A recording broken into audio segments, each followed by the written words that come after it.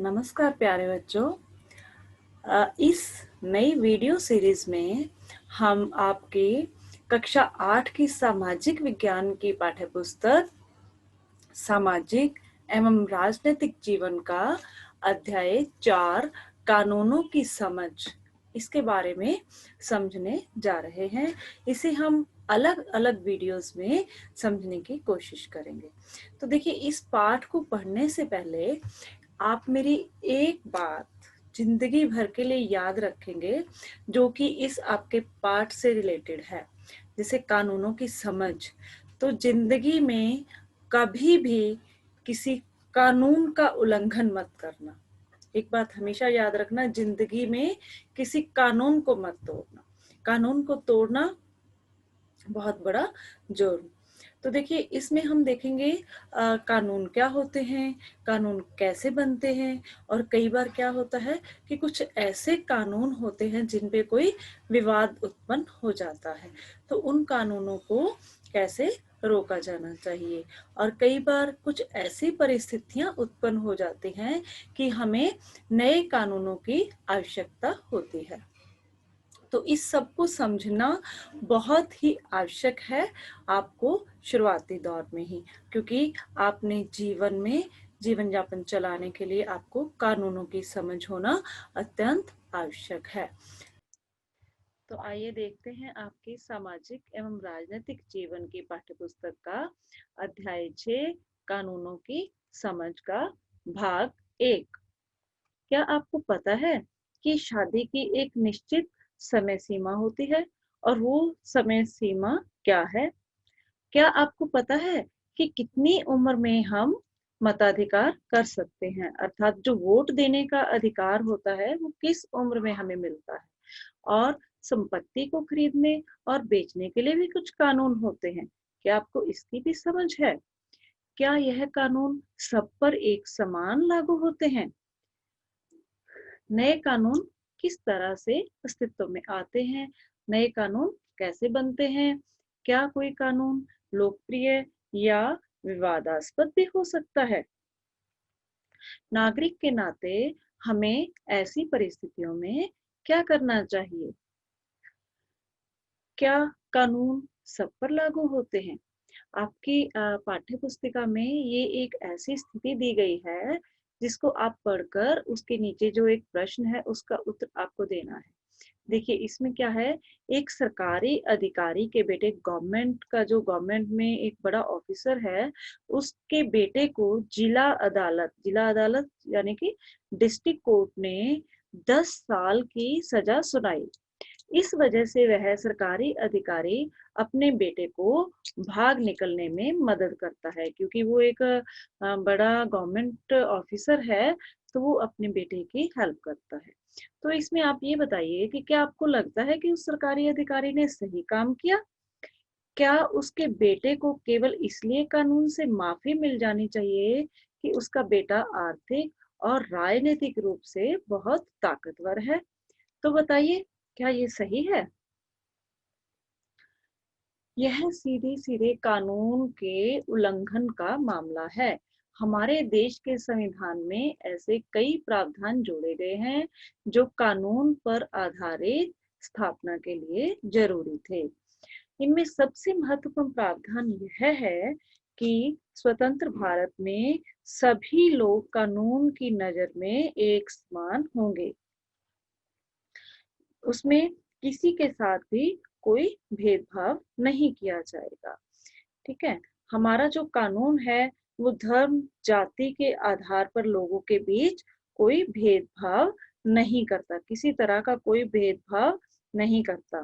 कानून के शासन का मतलब है सभी कानून सभी नागरिकों पर समान रूप से लागू होते हैं। हमारे देश में जो कानून है वो धर्म के आधार पर, जाति के आधार पर, लिंग के आधार पर अथवा संपत्ति के आधार पर किसी भी व्यक्ति से कोई भेदभाव नहीं करते। कानून से ऊपर कोई व्यक्ति नहीं है, चाहे वह सरकारी अधिकारी हो या फिर धन्ना सेठ हो, और यहाँ तक कि वह राष्ट्रपति ही क्यों ना हो। किसी भी अपराध के उल्लंघन की एक निश्चित सजा होती है। सजा तक पहुंचने की भी एक तय प्रक्रिया है जिसमें व्यक्ति का अपराध साबित किया जाता है। लेकिन क्या हमेशा से ऐसा ही था? हमारे देश में कानूनों के शासन की शुरुआत अंग्रेजों ने की थी। औपनिवेशिक कानून मनमानेपन पर आधारित होते थे। ब्रिटिश भारत में कानूनी मामलों के विकास में भारतीय राष्ट्रवादियों ने एक अहम भूमिका निभाई थी। 1870 का राजद्रोह एक्ट अंग्रेजी शासन के मनमानेपन की मिसाल था। उसके मुताबिक अगर कोई भी व्यक्ति ब्रिटिश सरकार का विरोध करता था तो उसे मुकदमा चलाए बिना ही गिरफ्तार कर लिया जाता था। रॉलेट एक्ट जो था वो अंग्रेजों के मनमानेपन का एक और उदाहरण था। इस कानून के जरिए सरकार बिना मुकदमा चलाए लोगों को कारावास यानी कि जेल में डाल सकती थी। महात्मा गांधी सहित सभी भारतीय राष्ट्रवादी नेता रॉलेट एक्ट के सख्त खिलाफ थे। भारतीय विरोध के बावजूद 10 मार्च 1919 से रॉलेट एक्ट को लागू कर दिया गया। पंजाब में इस कानून का भारी पैमाने पर विरोध होता रहा। इसी क्रम में 10 अप्रैल को डॉक्टर सत्यपाल और डॉक्टर सैफुद्दीन किचली को गिरफ्तार कर लिया गया। इन नेताओं की गिरफ्तारी के विरोध में 13 अप्रैल को जलियांवाला बाग में एक सभा का आयोजन किया गया।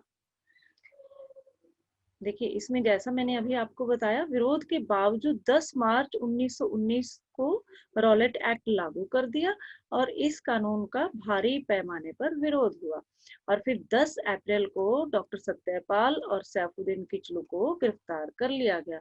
इन गिरफ्तारियों के विरोध में 13 अप्रैल को अमृतसर के जलियांवाला बाग में एक सभा का आयोजन किया गया। जिस समय यह सभा चल रही थी उसी समय जनरल डायर ब्रिटिश टुकड़ियों के साथ बाग में दाखिल हुआ। उसने बाहर निकलने का रास्ता बंद कर दिया और बिना चेतावनी दिए लोगों पर अंधाधुंध गोलियां चलवा दी। इस हत्याकांड में कई 100 लोग मारे गए और असंख्य जख्मी हुए। मरने और घायल होने वाले लोगों में बहुत सारी औरतें और बच्चे भी थे।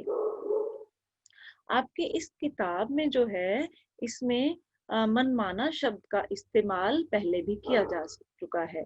अध्याय 1 के शब्द संकलन में आप इसका मतलब पढ़ चुके हैं। अब एक कारण बताइए कि आप 1870 के राजद्रोह कानून को मनमाना कानून क्यों मानते हैं? 1870 का राजद्रोह कानून किस प्रकार के शासन का उल्लंघन करता है?